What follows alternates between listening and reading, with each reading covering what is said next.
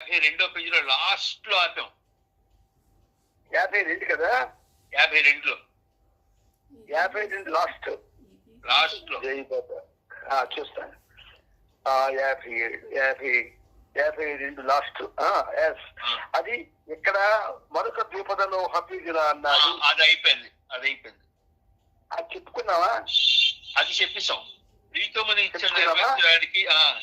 ఇచ్చిన నెరవేర్చడానికన్నా చెప్పుకోవాలి. సరే అయితే నాన్న కొంచెం ఎప్పటి చెప్పి మంచి ప్రారంభించి మళ్ళీ చెప్పుకుందాం వివరాలు. జై బాబా. కట్టించేనా లేకపోతే పాత చెప్పనా? 4552 చెప్పనా? 42 అంటే ఇక్కడ ప్రీతముని ఇచ్చాను. సరే, 4552 పేజీలోని చదువుతున్నాను, వినండి. ప్రీతముని ఇచ్చను నెరవేర్చడానికి తర్కించవద్దు. ఇక్కడ ఎందుకు, ఏమిటి అనే ప్రశ్నలే ఉండకూడదు. ఆయనచే ఎన్నుకోబడ్డవారు వారి హృదయాంతరాల నుండి గురువు చెప్పిన దాన్ని అంగీకరిస్తారు. నేనిప్పుడు డాక్టర్ నీలుతో రేపు నేను పర్షియా దేశానికి రాజుని చేస్తాను అని చెబితే అతడు సందేహపడకుండా అంగీకరించాలి. మరునాడు మళ్ళీ డాక్టర్ నీలుతో నిన్ను ఆఫ్రికాలో చెత్త ఊడ్చే పనివానిగా చేస్తాను అని చెబితే అతడు దానికి కూడా ఇష్టంగా అంగీకరించాలి. 3వ రోజున నీలు అన్ని వదిలిపెట్టి భిక్షమెత్తు అని కూడా అతన్ని ఆదేశించవచ్చు. అప్పుడు కూడా సంపూర్ణ విధేయతతో అతడు దానికి అంగీకరిస్తే అప్పుడు నీలు నీలకంఠుడు అంటే గాడ్ అవుతాడు అన్నారు. జై బాబా, జై బాబా. చూసారా, ఇప్పుడే కొన్ని విషయాలు మనకి అగమ్య గోచరం, మరికొన్ని గోచరం అయినా కనబడవు. ఒకవేళ కనబడినా అవకాశం మాటలు నానా చెప్పండి బాబు. ఏమిటంటే అంటే మీద 4 పాదాలు ఉన్న శివ, ఐక్యత, ప్రేమ, ఆధ్యాత్మిక ఉన్నతి అనుకుంటూ వాటి వెంట ఎందుకు పరుగు పెడతావు? వాటన్నిటినీ నీ ప్రీతములు ఇచ్చక వదిలిపెట్టు, అందులోనే నీవు సర్వాన్ని పొందుతావు అంటారు ఆయన. అంటే ఐక్యత, ప్రేమ, ఆధ్యాత్మిక ప్రగతి, ఉన్నతి యొక్క ప్రగతి. ఇది అందుకుంటూ అంటే చేస్తే బాగలేదు. అనుకుంటూ పరిగెట్టకూడదు, అవి అందుకోవాలి. ఆ 3 మాకు అందుబాటుకు వచ్చిస్తే అప్పుడు పరిస్థితి లేదు. కానీ అనుకోని వాటి వెంట పరిగెట్టడం వేస్ట్ అంటారు ఆయన. అవన్నీ ప్రీతములు ఇచ్చి వదిలిపెట్టి అందులోనే నీవు సర్వాన్ని పొందుతావు అంటాడు ఆయన. ఇక్కడ ప్రియతముని ఇచ్చను నెరవేర్చడానికి తర్కించవద్దు. ఈ తర్కం అనేది చాలా ప్రమాదకరమైన లక్షణం. ఆయన ఇచ్చని నెరవేర్చడానికి అసలు ఆయన ఇచ్చిన మనం ఏమైనా నెరవేరుస్తున్నామా అని ప్రశ్నించుకోవాలి. అందరం ఉన్నాం. ఆయన ఇచ్చిన మనం ఎట్టి నెరవేరుస్తున్నాం? ఆయన ఇచ్చేమిటో మనకు తెలియకపోతే ఎలా నెరవేరుస్తాం? మరి దాని గురించి వీడు ఎలా తర్కం చేస్తాడు? ఇప్పుడు మనం చేస్తున్న పనులన్నీ ఆయన ఇచ్చే వల్ల జరుగుతున్నాయా అంటే కాదు. ఆయన ఇచ్చే వల్ల జరగడం లేదు, మన ఇచ్చే వల్ల జరుగుతుంది. అందుచేత ఇక్కడ ఎందుకు, ఏమిటి అనే ప్రశ్నలే ఉండకూడదు అంటారు బాబా. ఇప్పుడు మనం సహజీవనం చేస్తున్నాం, చాలా కాలం అయింది.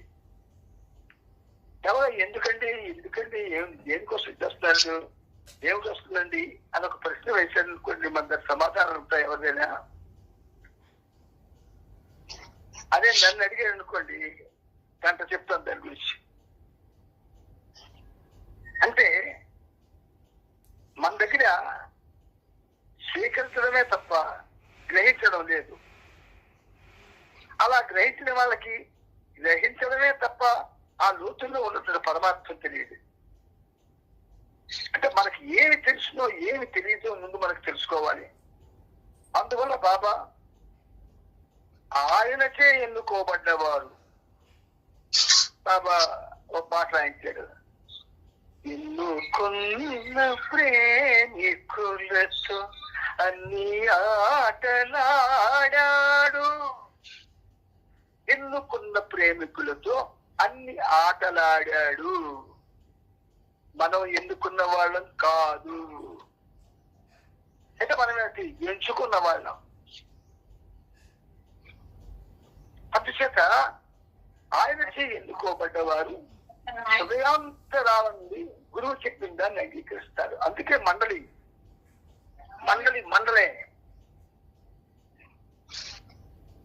ఆయన పనిని నిర్వహించి ఆ పని కోసమే పుట్టాడు వాళ్ళు. అందుచేత దానికి గమ్మత్తుగా అంటున్నారు, నేను ఇప్పుడు డాక్టర్ నీళ్ళతో రేపు నిన్ను పర్షియా దేశానికి రాజు చేస్తానని చెబితే అతడు సందేహపడకుండా అంగీకరించాలి. మనకి 1,00,000 ప్రశ్నలు వస్తాయని, ఒకటి కాదు, 2 కాదు. బాబా మాటల్ని మనం మాటల్లాగే తీసుకుంటాం. అవి మాటలు కావు, బాటలు. ఆ మాటల్లో మనం నటం లేదు, ఆ మాటలను వింటున్నా ఊరుకుంటున్నాం. అందుచేత నేను రాజుని చేస్తానని ఆయన నీళ్ళతో రష్యా దేశానికి రాజుని చేస్తానంటే వాడు సందేహపడకుండా అంగీకరించాలంటున్నారు. మళ్ళీ డాక్టర్ నీళ్ళతో నిన్ను ఆఫ్రికాలో చెత్త ఊడ్చే పనివాడిగా చేస్తానని చెబితే అతను దాన్ని కూడా ఇష్టంగా అంగీకరించాలి. అక్కడ రాజు, ఇక్కడ చెత్త ఊడ్చేవాడు, ఈ 2 చేయగలడు ఆయన. ఒక్కటేనండి, బాధతో ఉంటే మనం నేను క్రీస్తుడితో ఉన్నాను అనే భావనతోనే ఉండవు. ఇప్పుడు సహజం ఉంది, మనం ఎవరితో చేస్తున్నాం? బాబాతో చేస్తున్నాం. నీకు నాకు కనబడకపోవచ్చు, ఆయన ఉన్నాడు. ఆ నమ్మకం, ఆ విశ్వాసం చాలా గట్టిగా మనలో ఏర్పడాలి. బాబాతో చేస్తున్నాం సహజీవనం. అందుకే మీకు అందరికీ చెప్తుంటాను, ఈ రోజు కూడా ఆయనతో సహజీవనం చేసే భాగ్యం కలిగించారు అని. మనతో మనం కాదు సహజీవనం. భగవంతుడు మానవులతో సహజీవనం చేస్తున్నాడు. మరి మానవులు అంటే అందరూ ఉన్నా కాదు. ఎవరైతే ఆయన్ని గుర్తించి, అవతారులుగా గుర్తించి ఆయన ప్రేమని కావాలనుకుంటారో ఆ మానవుడు, వాళ్ళకి మనకు మనం పెట్టుకున్నాం ప్రేమికులని. మనం ప్రేమికులం కానే కాము.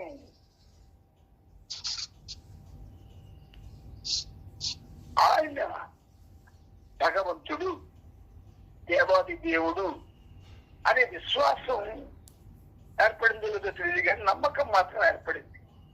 ఆ నమ్మకంతో ఆయన పాదాలు పట్టుకొని ఉంటున్నాం. ఇదేదో ఒక పెద్ద ఆధ్యాత్మికలో ఒక ప్రమోషన్ వచ్చినట్టుగా ఫీల్ అయిపోతున్నారు ప్రతి వాళ్ళు. ఆధ్యాత్మిక ప్రకటన దూరిపోతున్నాం అనుకుంటున్నారు. కాదు, ఆయన మాట్లాడితే పేగులు తెగిపోతాయి మనకి. అందుచేత 3వ రోజుని మీరు అన్ని వదిలిపెట్టు, అనుకో, వృక్షమెత్తు అన్నాను అనుకో, దానికి కూడా అలా కూడా నేను ఆదేశిస్తాను. అప్పుడు కూడా సంపూర్ణ విధేయతో దాన్ని అంగీకరిస్తే అప్పుడు మీరు నీలకంఠుడవుతాడు, అంటే ఈశ్వరుడు అవుతాడు అంటున్నారు. అంత ఉన్నతమైనటువంటి వాక్కులు బాబా మనతో చెప్తుంటే మనం వాటిని అవగాహన చేసుకోవడానికి ప్రయత్నం చేయాలని ఎంత కాపత్రయపడుతున్నారు ఇక్కడ బాబా. ఎందుకు మీకు వివరణలు ఇస్తున్నారంటే ఈ చెప్పరు, ఎవరు చెప్పరు. మీకు పుస్తకం చదవడం అది అందులో విషయాలు చెప్పి అంటే లోపలికి ఎందుకు వెళ్తారు? లోపలికి వెళ్తే వీడి ప్రమాదం. దాని ప్రకారం వీడు జీవించాలి. అలాగే ఎవరు చేస్తారు. అందుచేత బాబా చెప్పిన విషయాలు మనం అంతా కూడా ఒక విధంగా చెప్పాలంటే ఉళ్ళంతా ఈ చెవులు చేసుకుని వినాలి. సరే, ముందుకెళ్ళానా? ఆ తరువాత బాబా ఈ 3 పరిస్థితుల్లో నీవు ఎలా స్పందిస్తావు అని నీలుని అడిగారు. పర్షియా దేశానికి రాజునవ్వమంటే ఎత్తుకోవడానికి ఇష్టపడను అన్నాడు నీలు. బాబా అతన్ని ఉద్దేశించి, నీకేమైనా బాధ్యతలు మిగిలి ఉన్నాయా? బాధ్యతల నుండి పూర్తిగా బయటపడకుండా నీవు చూపే ప్రేమ ప్రేమే కాదు అన్నారు. తన వివరణను బాబా ఇంకా ఇలా కొనసాగించారు. విధేయతలో అంగీకారం అనగా గురువు ఆదేశాన్ని స్వీకరించడం అనే ఒకే ఒక్క ఆలోచన మాత్రమే ఉంటుంది. ఒక వ్యక్తి తన గురువుకు సంపూర్ణ విధేయత చూపాలని నిర్ణయించుకున్నప్పుడు ఇక 24 గంటలు ఆ గురువు ఆదేశం గురించి తప్ప తన గురించి గాని, తన బంధువుల గురించి గాని, మరి ఏ ఇతర విషయముల గురించి గాని ఎటువంటి ఆలోచన అతనికి ఉండదు. గురువు ఆదేశం, అతని కదలికలు, ఆయన ఇచ్చ, ఇతర చర్యలేవి కూడా సాధారణ వ్యక్తి యొక్క ఆదేశాలు, కదలికలు, ఇచ్చ వంటివి కావు. తనను తాను వ్యక్తపరుచుకోవాలన్న ఇచ్చ అనేదేది గురువులో ఉండదు. కనుక అట్టి జీవితం నిజానికి ఆచరణ సాధ్యం కాదు. గురువు ఇచ్చ అయత్నపూర్వకమైనది, అంటే స్పాంటేనియస్. ఈ ఇచ్చ విభిన్నమైనది కూడా. అరుదైన వారిలో బహు కొద్ది మంది మాత్రమే నిరంతరం గురుదేవుని ఇచ్చకు అనుగుణంగా నడుచుకుంటూ ఆయనను 24 గంటలు సంతృప్తి పరచగలరు. వాస్తవానికి అటువంటి ధీరులకు గురువు మాటలు, సూచనలు, కదలికలు అన్నీ కూడా ఆయన ఇచ్చే. గురువు అతనితో మాట్లాడకపోయినా అది కూడా ఆయన ఇచ్చే. చూసారా, ప్రియతముడు ఎంత ప్రేమగా మనల్ని ట్రైనప్ చేస్తున్నారు, ఆయన తయారు చేసుకుంటున్నాడు. ఆయన ఈ మాటలతో మనల్ని ఆయనకి తగిన వాళ్ళుగా తయారు చేసుకోవడానికి ప్రయత్నం చేస్తున్నాడు ఆయన. బాబా అంటున్నారు చూడండి, నీలోకి 3 చెప్పాడు. 1 రాజు అవడం, 2 చెత్తలు ఊడ్చే పని, 3 విషమెత్తడం. నీ ఉద్దేశం మీరు అని బాబా అడిగితే మొదటి 2 నాకు నచ్చే కానీ 3 మాత్రం నాకు నచ్చలేదు, ఇష్టపడిన అన్నాడు. మరి విజయత ఎక్కడుంది? అయితే బాబా అంటున్నాడు, అంటే బాబా అనడంలో భగవంతుడు అంటున్నాడనే విషయం మనం తీసుకోవాలి. సాక్షాత్ శ్రీమన్నారాయణమూర్తి అంటున్నాడనే విషయమే మనం తీసుకోవాలా. నీకేమైనా బాధ్యతలు మిగిలి ఉన్నాయా? బాధ్యతల నుండి పూర్తిగా బయటపడకుండా నీవు చూపే ప్రేమ ప్రేమే కాదు అన్నారు. గొప్ప మర్మగర్భంగా అన్నారు చూడండి. ఎంత మర్మగర్భంగా బాబా అన్నారంటే అంత మర్మగర్భంగా అన్నారు. భగవంతుణ్ణి ఆశ్రయించిన వాడికి ఏ బాధ్యత ఉంటుంది? ఆ భగవంతుణ్ణి పూర్తిగా విశ్వసించడం, ఆయన చెప్పినవన్నీ కూడా చక్కగా అవగాహన చేసుకొని ఎందుకు ఏమిటి అని ప్రశ్నించకుండా వాటిని ఒక విధంగా తనలో ఇముడ్చుకోవడం, ఆ విధంగా జీవితాన్ని సాగించడం, అది ఉంటుంది. అదే బాధ్యత. బాధ్యతలు అని బాబా అన్నారని మన విషయాలు కూడా మనం చెప్పొచ్చు. ఇవన్నీ ఐక్య విషయాలు వేరు, ఆముష్మిక విషయాలు వేరు. ఐక్యంలో ఆముష్మికం కలిపేసి అవి బాధ్యతలు అంటాం మనం. అంటే దానికి ఒక ప్రతివాడు సర్క్ నాట్ యువర్ రెస్పాన్సిబిలిటీస్ అని బాబా అన్నాను పెద్దగా మైక్ లో చెప్తాడు. What are those responsibilities? ఒకసారి ప్రశ్నించుకోండి. సర్క్ నాట్ యువర్ రెస్పాన్సిబిలిటీస్ అంటే వాట్ ఆర్ దోస్? ఏమిటది? మానవ జన్మ ఎత్తితే ఆ మానవుడు భగవంతుడు కాగలగడానికి మొట్టమొదటి చర్య తీసుకోవాలి.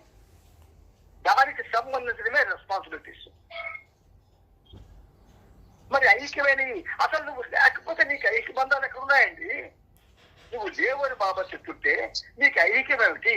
అందులో నీకు సంసారాలు ఏమిటి? అందులో నీకు బాధ్యతలు ఏంటి? అవి నిర్వహించడం ఏంటి? తప్పించుకోవడానికి అంటున్న మాటలు తప్ప. అందుకని చూడండి ఎంత అద్భుతంగా చెప్తారు. విధేయతతో అంగీకారం. విధేయతతో అంగీకారం అనగా గురువు ఆదేశాన్ని స్వీకరించడం.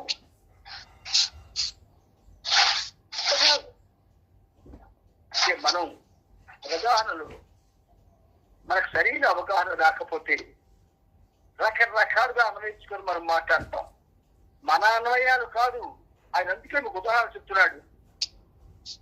విధేయతతో అంగీకారం అనగా గురువు ఆదేశాన్ని స్వీకరించడం. బ్రాకెట్ లో పెడుతూ అదే ఒక్క ఆలోచన మాత్రమే ఉంటుంది అట. ఒక్క ఆలోచనే.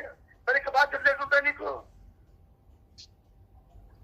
ఒక వ్యక్తి తన గురువుకు సంపూర్ణ విధేయత చూపాలని నిర్ణయించుకున్నప్పుడు, సంపూర్ణ విధేయత నిర్ణయించుకున్నప్పుడు ఇక 24 గంటలు ఆ గురువు ఆదేశం గురించి తప్ప తన గురించి కానీ, తన బంధువుల గురించి కానీ, మరి ఇతర విషయాల గురించి కానీ ఎటువంటి ఆలోచన అతనికి ఉండదు అని అన్నప్పుడు మరి ఏం రెస్పాన్సిబిలిటీ అనుకుంటాయి.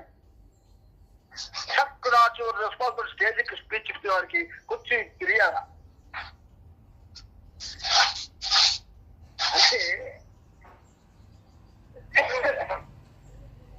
ఇక్కడ చిన్న సూక్ష్మ విషయం మీకు చెప్తాను. ఎవడి కుటుంబాన్ని వాళ్ళు వదులుకోడు, ఎవడి కుటుంబాన్ని వాడు పాడు చేసుకోడు. ఎవడి కుటుంబం పట్ల వాడుకున్న బాధ్యతలు ఒక సామాన్యమైనటువంటి అడుక్కున్న వాడి దగ్గర నుంచి అందరూ దగ్గర రాజు వరకు చేస్తారు. అవి స్పాంటేనియస్ గా జరుగుతాయి. కాకపోతే కొందరు అతిగా చేస్తారు, కొందరు సెకండ్ స్టెప్ వీరు చేయగలిగిన చేస్తారు, మరికొంతమంది ఎంత చేయగలిగితే అంత చేస్తారు. That is the difference between the responsibility, seizing of responsibilities. కానీ ఒకటి ఏమిటంటే గురువు ఆదేశం గురించి 24 గంటలు మనం ఆలోచించాలి. అది ప్రధానమైనటువంటి బాధ్యత. బంధువుల గురించి కానీ ఆయన స్పష్టంగా చెప్తున్నాడండి. బంధువుల గురించి కానీ, ఇతర విషయాల గురించి కానీ ఆలోచన ఉండడానికి వీలేస్తున్నాడు ఆయన, ఉండదంటున్నాడు ఆయన. గురువు ఆదేశం 1, ఆయన కదలికలు 2, ఆయన ఇచ్ఛ 3. ఇతర చర్యలేవి కూడా సాధారణ వ్యక్తి యొక్క ఆదేశాలు, కదలికలు ఇటువంటివి కావు. గురువు యొక్క ఆదేశం, ఆయన కదలికలు, ఆయన ఇచ్చ ఏమని కావాల్సినవి. చక్ నాకు రెస్పాన్సిబిలిటీస్ ఎక్కడికి వెళ్ళిపోయింది. దాని ఎంత సేవ అయిపోయింది, మొట్టమొదటి అయిపోలేదా. సూక్ష్మమైన విషయాలను గ్రహించుకోలేకపోతే అదే పట్టుకొని బయలుపడతాం. ఎవరండి రెస్పాన్సిబిలిటీ మారుస్తాడు. ఒకరు చూపించండి బాబా ప్రేమికుడి రెస్పాన్సిబిలిటీస్ రిసర్చ్ ఇచ్చి ఎవరండి నడుచుకున్నాడు చెప్పండి నాకు. ఒక్కటి చూపించండి. ఎప్పుడు ఉండడు. అంచేత అది ఎలాగూ చేస్తాం కనుక చేయవలసిన 24 గంటలు గురువు ఆదేశం గురించి తప్ప తన గురించి కానీ, తన బంధువుల గురించి కానీ, మరి ఇతర విషయాల గురించి కానీ ఎటువంటి ఆలోచన అతనికి ఉండదు అంటున్నాడు ఆయన.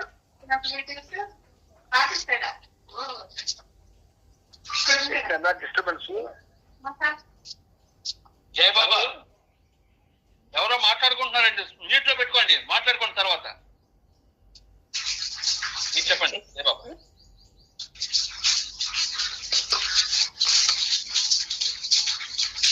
ఒకవేళ ఏదైనా పని ఉంటే నాన్న మాట్లాడుకోవడానికి వెళ్ళిపోమని విడిచిపెట్టి మాట్లాడుకోమని అతను కామను.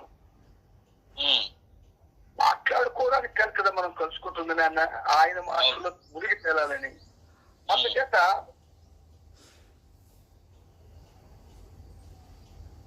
కదలికలు ఇచ్చేవంటివి కావు. గమ్మత్తుగా చెప్తున్నాడు ఆయన చూడండి. గురువు కదలికలు ఇచ్చేవంటివి కావు. తనను తాను వ్యక్తపరుచుకోవాలన్న ఇచ్చ అనేది ఏది గురువులో ఉండదు. అందుకే బాబా తన గురించి తను చాలా అద్భుతంగా చెప్పాడు ఆయన. నా విశ్వకార్య నిర్వహణకు సంబంధించి ఆ కార్య నిర్వహణలో నేను నిజాయితీగా 100కి 100 పాళ్ళు వ్యక్తపరుచుకోవాలన్న ఇచ్చ గురువులో ఉండదన్నాడు. అంటే ఇప్పుడు మనకి కనబడడం, మనతో ఆయన ఆయన గడపడం, మనం ఆయనతో గడపడం, ఇదంతా కూడా ఒక విధంగా చెప్పాలంటే ఒక ఆట. It is a play of divinity.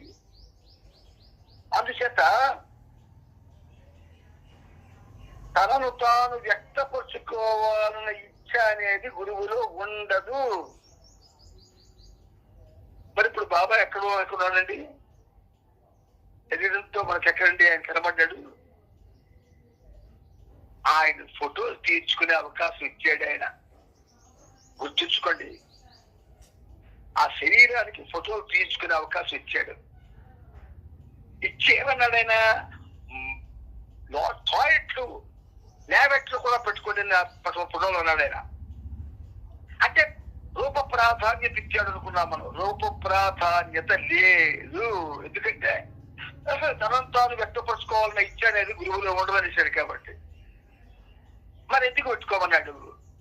కనీసం తండ్రి ఇంట్లో ఉంటే పిల్లలు జాగ్రత్తగా ఉంటారు, తండ్రి లేకపోతే పిల్లలు జాగ్రత్తగా ఉండరని.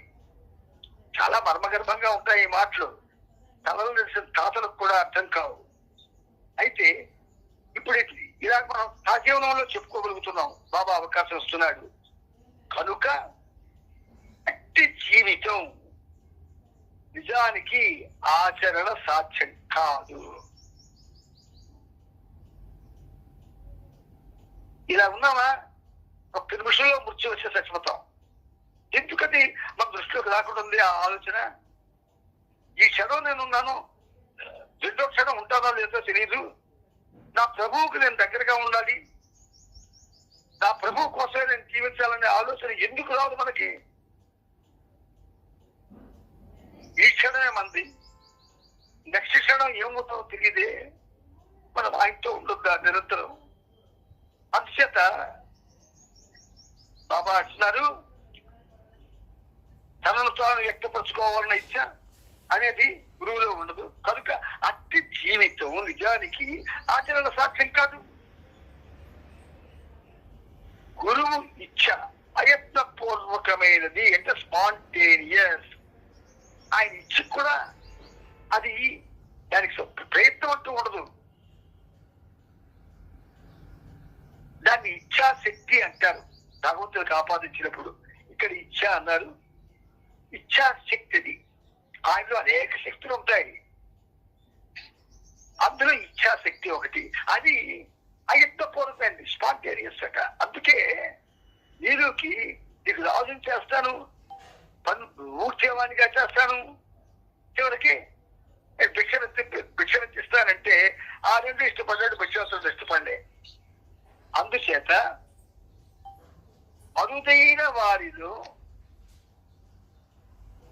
ఇచ్చ విభిన్నమైనది కాబట్టి బహు కొద్ది మంది మాత్రమే నిరంతరం గురుదేవుని ఇచ్చకు అనుగుణంగా నడుచుకుంటూ ఆయన 24 గంటలు సంతృప్తి పరచగలరు. మండలి చేశారు పని ఆయన వెనకుండి. మనం ఎక్కడ ఆయన వెనకున్నాం? ఇంకా నవ్వొచ్చే పాటిస్తారు చూడండి. మనం మన వెనకన కూడా లేవు, మనం మన వెనకన కూడా లేవు, మన నీడ కూడా మనకు తెలియదు. అందుచేత ఆయనను 24 గంటలు సంతృప్తి పరుస్తారట అలా నడుచుకున్న వాళ్ళు. వాస్తవానికి అటువంటి తీరులకు వాలంటీర్లు అన్నాడు. గురువు మాటలు, సూచనలు, కదలికలు అన్నీ కూడా ఆయన ఇచ్చే. చూడండి, మాటలు, సూచనలు, కదలికలు అన్నీ కూడా ఆయన ఇచ్చే. గురువు అతనితో మాట్లాడకపోయినా అది కూడా ఆయన ఇచ్చే అన్న అంత స్థాయిలో మాట్లాడుతున్నారు ఆయన. ఇవన్నీ మనం చదివేసి వినేసి పుస్తకాన్ని పక్కన పడేయడం కోసం బాబా మనకు తెచ్చడం లేదు. ప్రతిరోజు ఈ విషయాలు చదువుకోవాలా. నీకు నీ మీద ఉన్న వ్యామోహం దేని మీద లేదు, నాకు నా మీద ఉన్న వ్యామోహం దేని మీద లేదు. అది ఉన్నంత కాలం మనం ఆధ్యాత్మిక జీవితానికి పరికిరాం. మన మీద మనకు వ్యామోహం పోవాలి. అది పోనిదే ఆధ్యాత్మిక పదంలో కాలు మోపలేం మనం. నాన్న ముందుకెళ్ళినా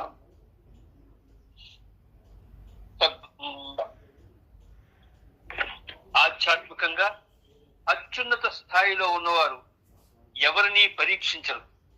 తాను ఆదేశించిన వ్యక్తి ఆ పనిని చెయ్యగలడో లేదో గురువుకు తెలుసు. అందువల్లే సద్గురువులకు ప్రత్యేకంగా ప్రకటించాల్సిన ఇచ్ఛ అనేదేది ఉండదు. పరిపూర్ణ సద్గురువు తానే ప్రతి జీవులోనూ ఉన్నందున ఆయన నిర్వహించే విశ్వకార్యమే ఆయన ఇచ్చగా అలరారుతుంది. అది గ్రహించిన వారికి తాము చేసే ప్రతి పని, తాము పలికే ప్రతి మాట తమ గురుదేవులు ఇచ్చగానే వెలసిల్లుతాయి. కానీ జీవితంలో అట్టి స్థాయికి ఎదిగి జీవించడం అనగా నమ్రతతో కూడిన ఆ స్థాయిని అందుకోవడం అసాధ్యం. గురువు ఇచ్చకు బద్ధుడే ఉండడం అనేది యాంత్రికంగా ఉండకూడదు. ఎందుకంటే యాంత్రికంగా జరుగుతున్నప్పుడు అది విసుగు పుట్టించేదిగా, పసలేనిదై నిరాసక్తంగా తయారవుతుంది. విధేయత యాంత్రికంగా ఉండకపోవడమే గాక ఒక్క క్షణం కూడా సాధకునికి తన స్వలాభం గురించి ఆలోచన ఏమాత్రం ఉండకూడదు. వీటిని అనగా విధేయత చూపడం, యాంత్రికంగా ఉండకపోవడం మరియు తన గురించిన ఆలోచన ఏమాత్రం ఉండకపోవడం, ఇవన్నీ సాధించడం ఎలా? అది దాదాపు అసాధ్యం. అందువల్ల శిష్యుడు చేయవలసిందల్లా ఎరుకతో అంటే కాన్షియస్లీ గురువు యొక్క ఇచ్చకు ప్రతిరూపమై జీవించడమే. చూశారా, ఇది ఒబీడియన్స్ కి సంబంధించింది. అయితే బాబా మనకి చాలా డీప్ గా చెప్తున్నాడు. ఆయన మామూలుగా చెప్పట్లేదు, ఆయన మనల్ని లోతుల్లోకి తీసుకెళ్తున్నారు. ఒక వ్యక్తి గొంతు కోయమని గురువు తన శిష్యుడిని ఆదేశించినప్పుడు అరుదైన శిష్యుడు మాత్రమే ఎదురు ప్రశ్నించకుండా, ఎందుకు అనే ఆలోచన కూడా లేకుండా ఆ పనిని నిర్వహిస్తాడు. అంటే ఎక్స్ట్రీమిటీస్ కి తీసుకెళ్తున్నారు బాబా మనకి. దానికి పరాకాష్ఠ స్థితి ఏదైతే ఉందో విధేయతకి, అక్కడికి తీసుకెళ్లి మాట్లాడుతున్నాడు ఆయన. పరిపూర్ణమైనటువంటి అవతార పురుషుడు ఆయన, పరిపూర్ణమైన సాధకుడు, పరిపూర్ణమైన గురువు, పరిపూర్ణమైన అవతారుడు, సర్వత్రా పరిపూర్ణతతో నెలకొంది ఉన్నటువంటి విశ్వేశ్వరుడు.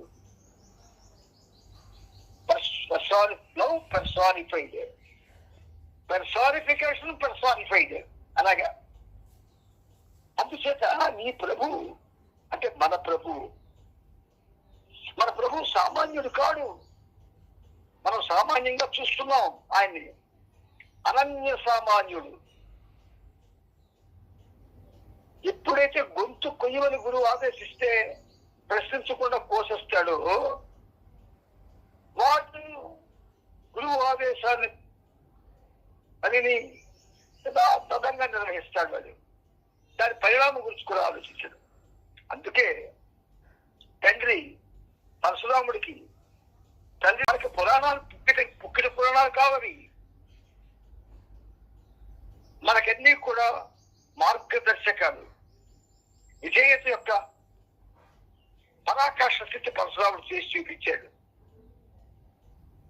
మరి బాబా అటువంటి విధేయత కావాలని మన నుంచి కోరుతున్నాడు ఆయన. ఎవరున్నారు చెప్పండి? మనం నిరంతరం కూడా ఆటపాటల్లో తేలాడిపోతుంటే, తేలుతూ ఉంటే మనమేం విధేయత చూపిస్తాం, మనమే ప్రేమ గ్రహిస్తే ప్రేమను ఆయనకి అందిస్తాము కాదు. అలాగని మిమ్మల్ని ఇది డిస్కరేజ్ చేయడం కాదు. గుర్తుంచుకోండి, బాబా చెప్పిన మాట మనకు మీకు తెలియాలా? ఆషామాషి మాటలు కాదవి. దానిని తన గురువు ఇచ్చగా మాత్రమే స్వీకరిస్తాడు ఏ ఆజ్ఞించిన. మరికొందరు ఇతర శిష్యులు కూడా అలాగే ప్రవర్తించిన వారి మనసులో గురువు తమను పరీక్షిస్తున్నాడు అన్న భావనతోనో, లేదా వారు అది తమకు ఆధ్యాత్మిక పురోగతి కలిగించడానికి అనే ఆలోచనతోనో గురువు ఆదేశాన్ని అమలు చేస్తారు. దానికి ఒక భావన పెట్టుకుంటారు బ్యాక్గ్రౌండ్. ఇందుకు చెప్పుకుంటారు, ఓహో ఇందుకు చెప్పుకుంటారని ఆలోచన రహితంగా చేయాలి ఎక్కడైనా. అటువంటి భావనలు ఆలోచనలతో చేసినప్పుడు గురువు ఇచ్చా అనే ప్రశ్న ఉండదు. మనం చాలా ఉన్నతమైన విషయాలు చెప్పుకునే అవకాశం బాబా కలుగు చేస్తున్నారు, మీకు నాకు కూడా. అంచేత ఒక్కటే విషయం మీకు చెప్తాను, మీలో ఎవరికైనా ఇంత లోతుగా వినడం కష్టము లేదు, ఎందుకింత లోతుగా వచ్చిన వాళ్ళు డీప్ గా వెళ్ళిపోకండి. లోతుల్లోకి వెళ్ళడానికి లోతుల్లోకి వెళ్ళిపోకండి, జస్ట్ వినండి అంతే చాలు. లోతుల్లోకి వెళ్ళిపోతేనే ప్రమాదం. ఎందుకంటే మీకు భౌతికంగా ఉన్నటువంటి ఆలోచనలు, భావనలు, కోరికలు, పనులు, వీటి మీద చాలా శ్రద్ధ ఉంటుంది, వీటి మీద చాలా కాన్సన్ట్రేషన్ మీకు ఉంటుంది. ఇక్కడ గురుదేవుని ఇచ్చికి అనుగుణంగా నడుచుకుంటూ ఆయనను 24 గంటలు సంతృప్తి పరచగలరు అన్నారే, అందులో మనం లేం. మనం ఉన్నాం. ఎందుకంటే ఆ దేవుడు మనకు కనబడుతున్నాడే నిరంతరం, చూస్తున్నామేట ఆయన నిరంతరం. ఒక రోజంతా బాబాను చూసుకొని కూర్చోండి, ఎవరైనా చూస్తాను నేను, మరి ఇంకేది చూడకుండా బాబా నేను ఇంకేం చేసేక్కర్లేదు. ఒక్కసారి ఆయన్ని అలా కనురెప్ప వేయకుండా గంట చూడడానికి ప్రయత్నం చేయండి, కనురెప్ప వేయకుండా. బాబా ఎవరో మీకు అర్థమవుతుంది. ఇది ఏదో మామూలుగా చూసిన విషయం కాదు. ఆయన చూపుల్లో చూపు కలపడం అనేది సామాన్యమైనటువంటి విషయం కాదు. చూపులో చూపు కలిసినప్పుడే ప్రేమ భావన ఉద్భవిస్తుంది. ఆ చూపులో మన చూపు కలవాలి. ఆయన గురువు కదా, గురువు చూపులో మనం చూపు ఎందుకు కలపకూడదు? ప్రయత్నం చేయండి. కూడా ఎందుకు అన్నయ్య చెప్తున్నారో రోజుకు ఒక గంట ఆయన కళ్ళల్లో చూస్తానికి ట్రై చేయండి. మీ భౌతిక జీవితం కొద్ది రోజుల్లో మారిపోతుంది. ఆ కళ్ళల్లోనే ఆయన సమస్య ఉంది. సూర్య చంద్రులుగా మహోన్నతమైనటువంటి వెలుగుతో వెలిగిపోతుంటాడు ఆయన. ఆ కళ్ళల్లోనే ఆ వెలుగుంది. అంత గొప్పవాడు మెహర్ బాబా. షిరిడి సాయిబాబా అనంత శక్తికి, భగవంతుని యొక్క అనంత శక్తికి సాంకేతిక స్వరూపుడు. ఆయన కళ్ళు ఇంత షార్ప్ గా ఉంటాయి. మరి ఒక సద్గురువులోనే చూపులో అంత షార్ప్నెస్ ఉంటే, సద్గురువులకు సద్గురువు, అవతారులకు అవతారుడు మెహర్ బాబా. ఆయన చూపు ఎంత షార్ప్ గా ఉంటుందో ఊహించుకోండి. కేవలం రోజుకు ఒక గంట ఆయన చూస్తే చాలు, మనలో ఉన్న కల్మషాలన్నీ నాశనం అయిపోతాయి. చూడడానికి మరి మనం అవ్వాలి కదా. ఇది ప్రేమతో మీకు బాబా చెప్తున్నారు. చాలా గొప్ప విషయం. ఇది మళ్ళీ రేపు కంటిన్యూ చేసుకుందాం. ఎందుకంటే ఇక్కడ గురువు యొక్క ఇచ్చిన ప్రతిరూపమైన జీవితమైన వరకు మనం చెప్పుకున్నాం.